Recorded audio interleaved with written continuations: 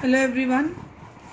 So in the previous video we discussed about the properties of colloidal particle, and in the last we discussed the property about the electrical properties of the colloidal particle. In these properties we discuss the stability of colloidal soles, that colloidal soles, they are quite stable, as I have explained already, that colloidal soles, they are quite stable. So the colloidal sole carry equal and opposite same and opposite charge as that of the dispersion medium. So these all we already discussed in the previous video.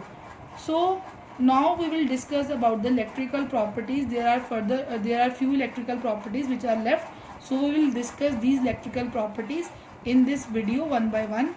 So first of all we will discuss about the origin of charge on the colloidal particles, कि colloidal particles के ऊपर charge आया कहाँ से, origin कहाँ से हुई colloidal particle के ऊपर जो चार्ज आया, कैसे पता चला कि colloidal particle कैरी चार्ज, ये तो हमने पढ़ लिया था, they carry same and opposite charge as that of the dispersion medium. But वो चार्ज की ओरिजिन कहाँ से हुई, कैसे पता चला कि वो चार्ज जो है, कैसे पता चला कि वो चार्ज जो है उनके ऊपर है. So there are the various reason for the region of charge on the colloidal particle. Number one is electron capture method. In the electron capture method, as I think so you know that in the previous topics we done Bradig's arc method. In this method we prepared the sole of gold, silver and platinum. These soles we prepared, and in these we put the two electrodes, metallic electrodes, and these are connected to the electricity, right? Or this solution is further kept in the trough of ice, this so that the vapors condensed back in the liquid form. So यहाँ पे होता क्या बच्चे, इस method में जो ब्रेडिग्स arc method है, हम पहले भी पढ़ चुके हैं. इसमें हम क्या करते हैं, मेटल्स की सोल्स को प्रिपेयर करते हैं. किस तरीके से, ब्रेडिग आर्क मेथड, इस मेथड को इलेक्ट्रो डिस्पर्जन मेथड भी बोलते हैं. ये जो इलेक्ट्रिक करंट होता है, ये जो बाहर से हम करंट पास आउट करते हैं, जो इलेक्ट्रोड्स को हमने इलेक्ट्रिसिटी के साथ कनेक्ट करा होता है, ये जो इलेक्ट्रिक करंट किसके लिए यूज होता है, तोड़ने के लिए, डिसइंटीग्रेट करने के लिए. किसको, मेटालिक क्रिस्टल्स को डिसइंटीग्रेट करता है, ताकि उन क्रिस्टल का साइज किसके इक्वल बना दिया जाए, कोलाइडल साइज के इक्वल बना दिया जाए. सो इस प्रोसेस में हम करते क्या है कि यहाँ से जब यहाँ पे डिसइंटीग्रेशन हुई तो यहाँ से इलेक्ट्रॉन्स प्रोड्यूस होंगे, right.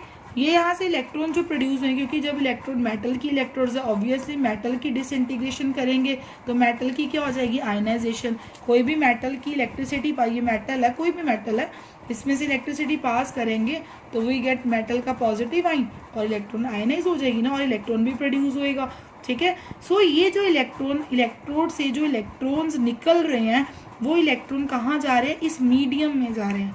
Electron flows into the dispersion medium, और इस मीडियम में जो इलेक्ट्रॉन्स हैं दे आर एड्जॉर्ब. अंदर जो सोल पार्टिकल, अगर आपने गोल्ड की सोल बनाई है, जो गोल्ड के पार्टिकल्स हैं वो इलेक्ट्रॉन एड्जॉर्ब कर लेंगे. अगर आपने सिल्वर की सोल बनाई है तो वो इलेक्ट्रॉन, मतलब जिसकी भी आपने सोल प्रिपेयर करी है, electron get adsorb by that sol particle. That is why इस रूल के अकॉर्डिंग जो मेटालिक सोल है, स्पेशली ये जो मेथड होता है गोल्ड, सिल्वर और प्लेटिनम के लिए ही होता है. इसीलिए यहाँ से हमें पता चलता है कि ये जो गोल्ड, सिल्वर और प्लेटिनम की जो हम सोल प्रिपेयर करते हैं उसके ऊपर नेगेटिव चार्ज है, राइट. सो सबसे पहले मेथड था इलेक्ट्रॉन कैप्चर मेथड. जो इलेक्ट्रॉन आपका कैप्चर हुआ, कैसे कैप्चर हुआ, बाय द इलेक्ट्रिक करंट. ठीक है. जो इलेक्ट्रिक करंट पास करा था उसने क्या करा, डिसइंटीग्रेट करा मेटल को, ठीक है, मेटालिक क्रिस्टल को, और डिसइंटीग्रेट करने के बाद उसने जो साइज उसका बना दिया, कोलाइडल साइज के इक्वल बना दिया. इस प्रोसेस में जो इलेक्ट्रॉन्स हैं वो इलेक्ट्रोड से फ्लो होकर मीडियम में जाते हैं, और जिसकी भी आपने ये सोल प्रिपेयर करी होगी, इस मीडियम में अभी इलेक्ट्रॉन्स एब्जॉर्ब हो गए.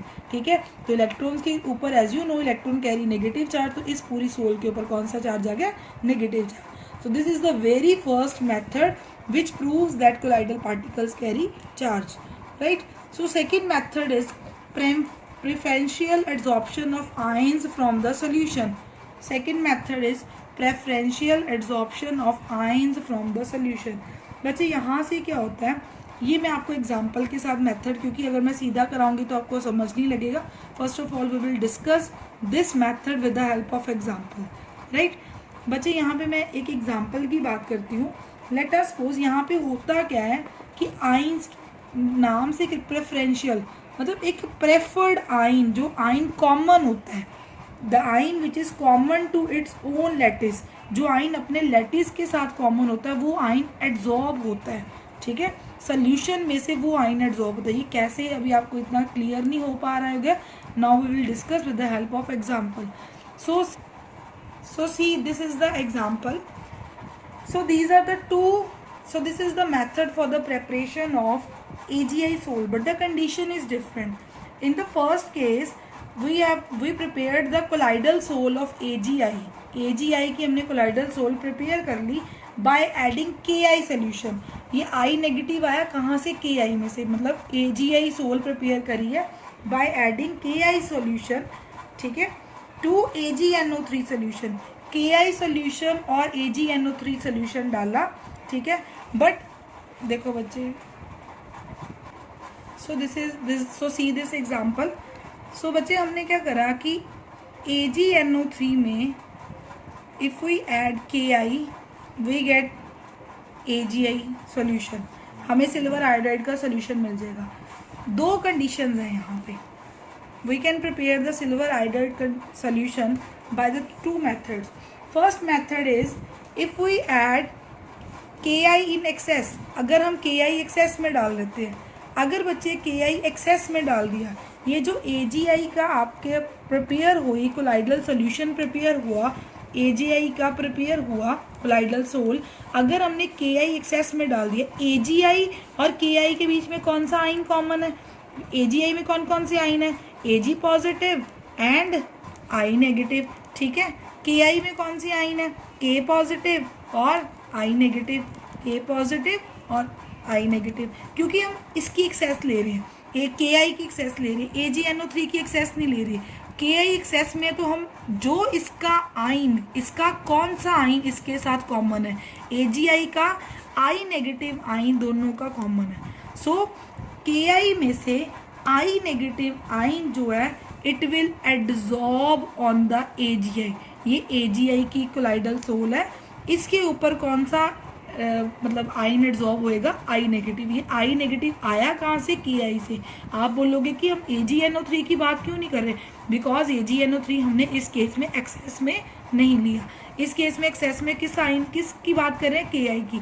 तो जो चीज़ एक्सेस में है उसका जौन सा आइन कॉमन है इसके साथ, वही उसके ऊपर जाके एड्जॉर्ब होएगा.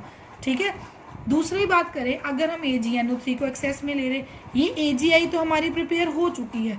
सो ये जो आपकी जो रिजल्टिंग सोल बनी it will be negative sol. ये आपकी जो रिजल्टिंग सोल बनी ये कौन सी सोल है बच्चे? नेगेटिव सोल है.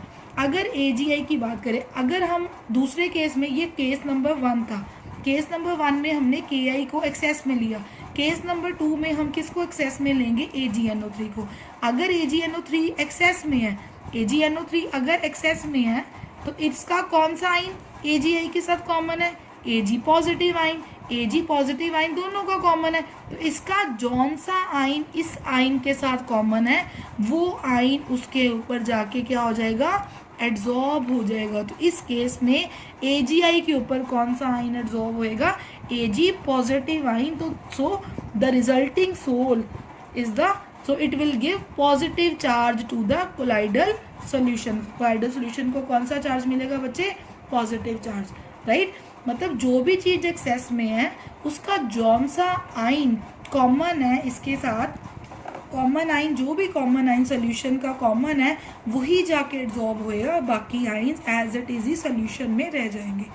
Right, so I will discuss this topic again with the help of diagram. So this is the reaction for this topic. So how the preferred only NO3 negative ion is not adsorbed in this case. In this case, K positive ion is not adsorbed. These ions will remain in the dispersion medium as they are not adsorbed. Only in this case I negative ion, because I negative ion is common to AGI. ठीक है. In this case Ag positive ion, because Ag positive ion common ion है. So preferential adsorption होती है ion की. Preferential means एक preferred ion which is common, वही आपका adsorb होता है. So we will discuss this again with the help of diagram. So wait, so see this diagram. So this is the colloidal soul of AgI. ठीक है, अगर हमने KI को access में लिया था, फर्स्ट केस में KI को एक्सेस में लिया था, उसमें कौन सा आइन आपका कॉमन था बच्चे? आई नेगेटिव आइन. कौन सा आइन कॉमन था? आई नेगेटिव आइन. तो आई देखो, आई नेगेटिव आइन इसके ऊपर जाके इसके सरफेस के ऊपर क्या हो गया? एड्सॉर्ब हो गया. बाकी के पॉजिटिव आइन ये एज इट इज ही सोल्यूशन में रह गए, एज इट इज ही डिस्पर्जन मीडियम में बचे हुए हैं. अगर हम दूसरे केस की बात करें, अगर AgNO3 जब एक्सेस में था, तो ये तो AgI है. AgNO3 जब एक्सेस में था, तो इसका कौन सा आइन कॉमन है? Ag positive ion. तो पॉजिटिव आइन इसके सरफेस पे जाके एड्सॉर्ब हो गया. जो NO3 negative ion, so NO3 negative ion will left remain in the solution. NO3 negative ion solution में ही रह गया आपका. सो NO3 नेगेटिव आइन आपका, इस केस में NO3 नेगेटिव आइन काउंटर आइन है, बिकॉज ये आइन सोल्यूशन में ही रह गया. ये आइन जो है ये सोल्यूशन में, इसकी कोई फिक्स लेयर नहीं बनेगी, एज इट इज मूव कर रहे हैं. These are the mobile ions. जो सोल्यूशन में रह रहे हैं वो आपके मोबाइल आइंस है. Like in this case NO3 negative is the mobile ion. ठीक है, but in first case K positive is the mobile ion, but I negative forms a fixed layer over AgI colloidal particle. Right, I negative ने fix layer बना ली, AgI के ऊपर जाके adsorb हो गया. सो इस केस में Ag पॉजिटिव ने फिक्स लेयर बना ली AgI के ऊपर. राइट, यहाँ से मैं एक आपको टर्म इंट्रोड्यूस करने लगी हूँ, जीटा पोटेंशियल और electrokinetic potential. See this diagram. In the first case you know AgI, जो हमने AgI की कोलाइडल सोल हमने प्रिपेयर कर रखी थी. दोनों केसेस में हमने AgI की कोलाइडल सोल कैसे प्रिपेयर कर रखी थी? KI में हमने किसको, KI में AgNO3 में हमने KI ऐड करा, we get the colloidal sol of AgI. But depends upon two different condition. ये हम पढ़ चुके हैं कि अगर हम इसको एक्सेस में ले रहे हैं तो इसका जौन सा आइन इसके साथ कॉमन है वो उसके ऊपर जाके एड्सॉर्ब हो जाएगा. अगर इसको एक्सेस में लिया, इसका आइन जो इसके साथ कॉमन है वो इसके ऊपर जाके एड्सॉर्ब हो जाएगा. So in the first case in this diagram AgI की जो, so in the first case AgI की जो आपकी कोलाइडल सोल बनी, कब? जब हमने KI को स्लाइट एक्सेस में ले लिया. जब हमने KI को एक्सेस में ले लिया तो KI का आयोडाइड आइन, I नेगेटिव आइन AgI पार्टिकल के सरफेस के ऊपर जाके क्या हो गया बच्चे? एड्सॉर्ब हो गया. AgI पार्टिकल के सरफेस के ऊपर कौन सा आइन एड्सॉर्ब हुआ? I negative. और जो K पॉजिटिव आइन है वो आपका सोल्यूशन में एज सच ही रह रहा है. दिस इज कॉल्ड काउंटर आइन. ये मोबाइल है, मूव कर रहे हैं, ये फिक्स लेयर नहीं बना रहे, वो ये पूरे सोल्यूशन में एज इट इज मूव कर रहे हैं.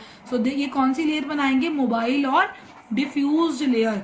बट I नेगेटिव आइन जो है ये एड्सॉर्ब हो चुका है on the surface of the colloidal particle. तो ये कौन सी लेयर बनाएगा? Fixed layer. ये कौन सी लेयर बनाएगा? Fixed layer. सो ये दो पॉजिटिव नेगेटिव के बीच में एक जो मीडियम है, ये जो पॉजिटिव नेगेटिव के बीच में ये लाइन जो ड्रॉ करें, दिस इज द ये जो लेयर बन रही है, डबल लेयर बन रही है पॉजिटिव नेगेटिव के बीच में. जो लेयर बन रही है फिक्स्ड लेयर और डिफ्यूज लेयर के बीच में, जो डबल लेयर है ऑपोजिट चार्ज आइन की, ये जो बनी, इस लेयर को हम बोलते हैं हेल्महोल्ट्ज इलेक्ट्रिकल डबल लेयर. इन लेयर को क्या बोलते हैं? Helmholtz electrical double layer. These layer are called Helmholtz electrical double layer. Right, so इन लेयर के बीच में अब देखो, ये पॉजिटिव नेगेटिव के बीच में पोटेंशियल डिफरेंस सेटअप हो जाएगा. ये पॉजिटिव नेगेटिव लेयर, ये पॉजिटिव लेयर. सिमिलरली दूसरे केस में हमने AgNO3 को एक्सेस में ले लिया. AgNO3 और AgI का कौन सा आइन कॉमन था? Ag positive. Ag पॉजिटिव उसके सरफेस के ऊपर जाके एड्सॉर्ब हो गया और NO3 आपका सोल्यूशन में रह गया, मीडियम में रह गया. तो NO3 ने कौन सी लेयर बनाई?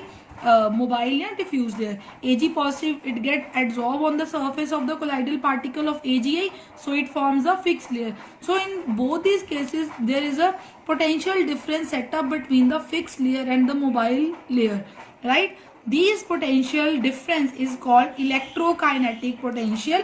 These are called electrokinetic potential or zeta potential. So this is due to the difference of ये दो layers पॉजिटिव नेगेटिव के बीच में, फिक्स लेयर और डिफ्यूज लेयर के बीच में पोटेंशियल डिफरेंस सेटअप होगा, बिकॉज ये लेयर जब भी बनेगी दो ऑपोजिट चार्जेस के बीच में बनेंगी, ठीक है, क्योंकि एक ऑपोजिट चार्ज अगर नेगेटिव एड्सॉर्ब होता है तो पॉजिटिव मीडियम में रह जाएगा, अगर आपका पॉजिटिव एड्सॉर्ब होता है पार्टिकल के ऊपर तो आपको नेगेटिव जो है वो मीडियम में रह जाएगा।